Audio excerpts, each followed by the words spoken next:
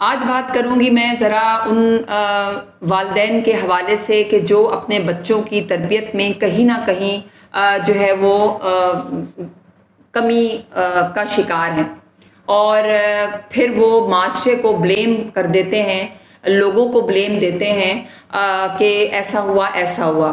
اصل میں جو ماں باپ ہوتے ہیں وہ بچے کی تربیت کے حوالے سے بہت اہم ان کا کردار ہوتا ہے، خاص کر ماں کا جو کردار ہوتا ہے وہ اتنا اہم ہوتا ہے، لیکن آج کل کی جو مائیں ہیں وہ آپس میں کوئی گھر میں کوئی بات چیت ہو گئی، کوئی لڑائی جھگڑا ہو گیا تو تمام رشتے جو ہے وہ رشتوں سے بچوں کو دور کر دیتی ہیں۔ یہ انتہائی افسوسناک بات ہے، انتہائی افسوسناک بات ہے کہ بچوں کو آپ جو ہے یہ نہیں بتاتے کہ یہ دادی ہیں، یہ دادا ہیں، یہ پھپھیاں ہیں، یہ چچا ہیں، یہ تایا ہیں اور یہ رشتے ہیں۔